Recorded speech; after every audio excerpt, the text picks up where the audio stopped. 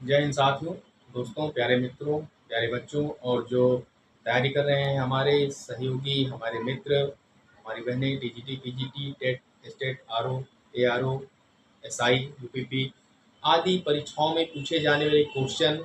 ठीक है, मैं आपको बता रहा हूँ हिंदी ग्रामर से जो आते हैं क्वेश्चन। तो आज जो हमारा टॉपिक है, वाक्यांशों के लिए एक शब्द या अनेक शब्दों के लिए एक शब्द, तो उस पर हम चर्चा करेंगे, उसको देखेंगे किस तरह से प्रतियोगी परीक्षाओं में ये क्वेश्चन पूछे जाते हैं और कौन कौन से क्वेश्चन प्रायः पूछे गए हैं उस पर भी हम बात करेंगे। ठीक है, तो आप लोग जल्दी जल्दी वीडियो को शेयर कीजिए और लोगों को जोड़ लीजिए। तो चलिए, आपका समय बहुत ना गवाते हुए हम आज आपको पढ़ाएंगे वाक्यांशों के लिए एक शब्द या अनेक शब्दों के लिए एक शब्द। ठीक, तो आपने बचपन में पढ़ा होगा। ठीक है, वाक्यांशों के लिए एक शब्द कह लीजिए या अनेक शब्दों के लिए एक शब्द, इस तरह से भी पूछता है। तो आप कंफ्यूज ना हो, ये अनेक शब्दों के लिए एक शब्द या वाक्यांशों के लिए एक शब्द एक ही चीज है। परिभाषा की बात करें तो परिभाषा आपसे नहीं पूछी जाएगी। ठीक है, परिभाषा आपसे नहीं पूछी जाएगी, किंतु मैंने फिर भी परिभाषा लिख दिया है कि जो बच्चे हमारे देख रहे हैं हाई स्कूल 9th-10th वाले, उनको ये चीज नहीं समझ में आती है तो परिभाषा वो लिख सकते हैं कि कम से कम शब्दों में अधिक से अधिक विचारों की अभिव्यक्ति। यानी वो इंसान, वो मनुष्य सबसे अच्छा माना जाता है जो कम शब्दों में अपनी पूरी बात कह दे, कम विचारों में अपनी अभिव्यक्ति कर दे। तो कम से कम शब्दों में अधिक से अधिक विचारों की अभिव्यक्ति के लिए वाक्यांशों के लिए एक शब्द का प्रयोग बहुउपयोगी होता है। ऐसे शब्दों को अनेक शब्दों के स्थान पर एक शब्द भी कहा जाता है। ये हमारी डिफिनीशन हो गई, परिभाषा। तो जो छोटे बच्चे हैं 8th 9th 10th 11th 12th के, वो इसको लिख सकते हैं। बाकी जो हमारे बड़े मित्र हैं, सखा हैं, बहनें हैं, वो इसको परिभाषा लिखने की आवश्यकता नहीं है, चाहे तो लिख भी सकती हैं, किंतु परिभाषा आपसे नहीं पूछता है। तब क्या पूछता है, वो कोई एक आपसे वाक्यांश दे देगा और पूछेगा कि निम्नलिखित में से कौन सा आंसर सही है। तो क्वेश्चन क्या आएगा, सबसे पहले गिना जाने वाला, इस तरह से पर्चे में आपके रहेगा।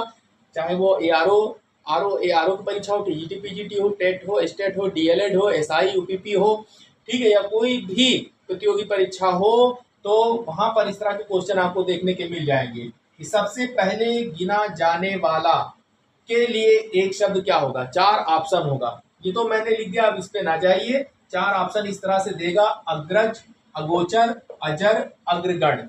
इनमें से कोई एक सही सही है। तो सबसे पहले गिना जाने वाला क्या होगा, अग्रज नहीं होगा, अगोचर नहीं होगा, अजर नहीं होगा, क्या होगा, अग्रगण्य। यानी जो सबसे पहले गिना जाए वो अग्रगण्य होगा। डी वाला ऑप्शन सही है। तो अब ये तो हो गई बात परीक्षा की, परीक्षा में इस तरह से क्वेश्चन आएगा और आपको एबीसीडी लगाना होगा। किंतु और भी चीजें हमें जानना आवश्यक है कि अगर अग्रज है तो अग्रज का मीन्स क्या होता है, इसका भी वाक्यांश का प्रयोग कैसे होगा। अग्रज यानी जो पहले जन्मा हो, यानी अग्र माने आगे, यानी जो पहले आएगा वो अग्रज कहलाएगा। जैसे बड़ा भाई सबसे पहले आया तो वो अग्रज, और मैं उसके बाद में जन्मा तो मैं अनुज हो गया। तो जो पहले जन्मा हो वो बड़ा भाई यानी अग्रज। ठीक, अगोचर जो इंद्रियों द्वारा ना जाना सके। इंद्रियां आपको मालूम होगी, नहीं मालूम है तो मैं बता दे रहा हूं, जैसे आंख, नाक, कान, त्वचा, है ना, और जीवा, ये सब क्या है, इंद्रियां, जिससे हम सूंघते हैं, चखते हैं, महसूस करते हैं, देखते हैं, सुनते हैं। ये 5 इंद्रियां होती हैं। तो जो इंद्रियों से भी परे हो, जो इंद्रियों द्वारा ना जाना जा सके, उसको कहते हैं अगोचर। अजर जो कभी बूढ़ा ना हो, अजर, जर माने बूढ़ा, जरना नहीं, जो कभी बूढ़ा ना हो, अजर। अग्रगण्य जो पहले गिना जाए, यानी यहाँ पर जो पहले गिना जाने वाला के लिए एक शब्द क्या होगा, अग्रगण्य। ठीक है, तो आपसे क्वेश्चन को इस तरह से घुमा भी सकता है कि अग्रगण्य, अजर, अगोचर, अग्रज, इस तरह से बताएगा और कहेगा इनमें से अगोचर के लिए एक शब्द है, एक वाक्यांश है जो इंद्रियों द्वारा ना जाना जा सके। ठीक है, इस तरह भी दे सकता है। तो आप इनका अर्थ लिख लीजिए, यानी वाक्यांशों में प्रयोग जान लीजिए।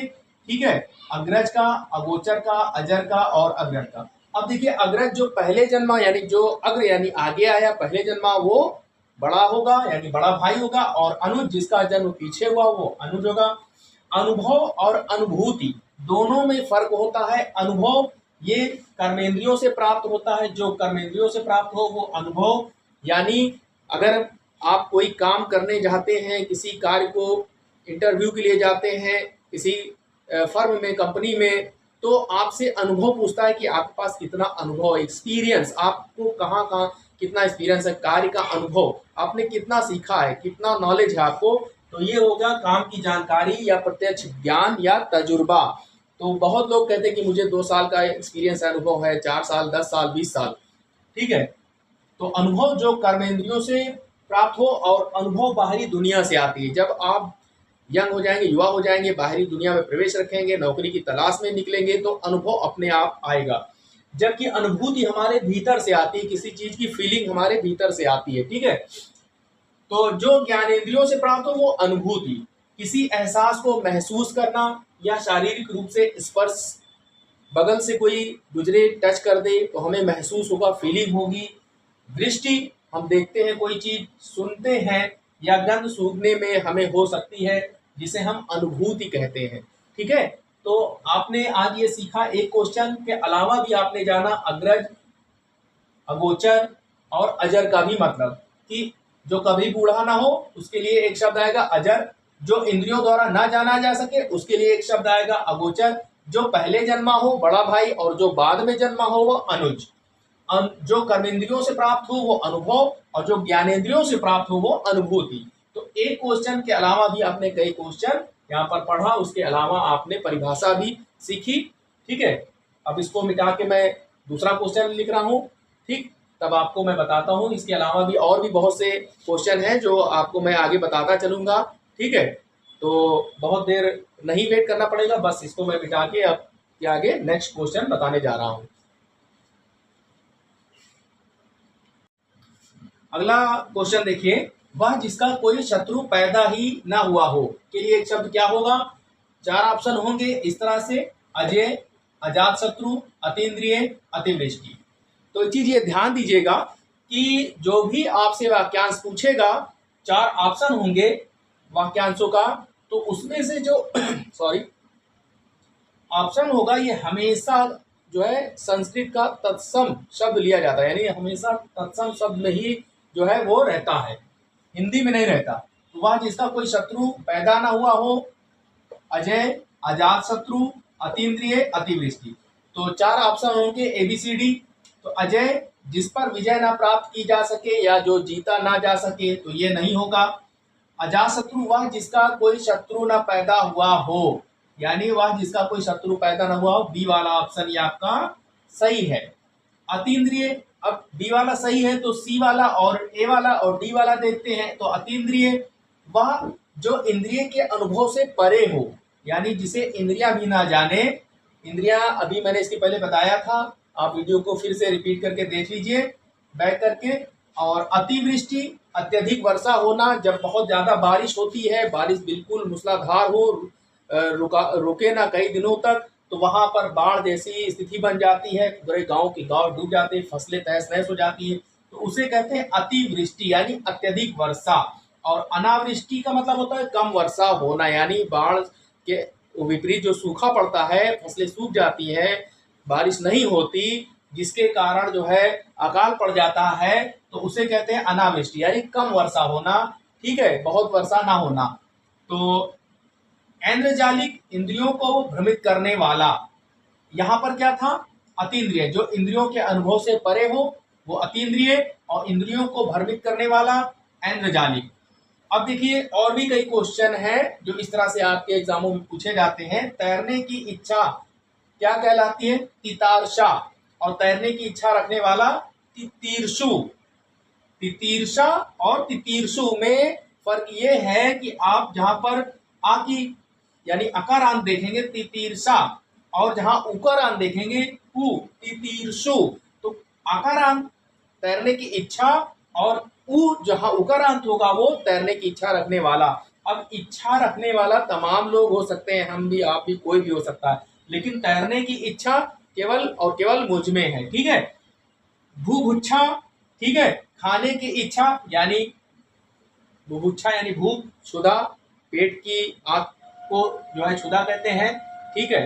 वैसे तो जठराग्नि कहते हैं, लेकिन क्षुधा भी माने भूख भी होता है, अर्थात बहुत भूखा होना। और भुभुच्छु या उकारांत आ गया यानी खाने की इच्छा रखने वाला। तो अकारांत आ जाए, इतना ध्यान दीजिएगा, ये दोनों शब्द मैच करते हैं। ठीक है, ऑप्शन में आपको कंफ्यूज के लिए दे सकता है कि आपने पढ़ा बुभुक्षा और ठीक है खाने की इच्छा या बहुत भूखा होना, और उसने ऑप्शन में दी खाने की इच्छा रखने वाला, तो गलत हो जाएगा। आप ऑप्शन में ढूंढिएगा कि बुभुच्छु और बुभुक्षा में जो है वो थोड़ा सा फर्क ये है कि अगर आ जाए तो ये खाने की इच्छा, और उ आ जाए तो खाने की इच्छा रखने वाला। ऐसी इसी तरह से तितीर्षा आ जाए तो तैरने की इच्छा, और तितीर्षु आ जाए तो तैरने की इच्छा रखने वाला, यानी अकारांत आ जाए तो इच्छा और उ आ जाए उकारांत तो वाला हो जाएगा। इसका ध्यान दीजिएगा। ठीक है, तो वीडियो को लाइक और शेयर जरूर कीजिए। इसको वीडियो को स्क्रीनशॉट ले लें, नोट्स बना के लिख लें। ठीक है, वीडियो को सेव कर लें और अपने दोस्तों को भी शेयर करें। वीडियो को आप कहाँ से देख रहे हैं, किस शहर से देख रहे हैं, आप हमें कमेंट बॉक्स में जरूर लिखें, और जो भी आपके सामने आया कितना ये भी लिखें। ठीक है, ताकि हम और अच्छी वीडियो बनाकर आपके समझ प्रस्तुत कर सकें। जय हिंद दोस्तों।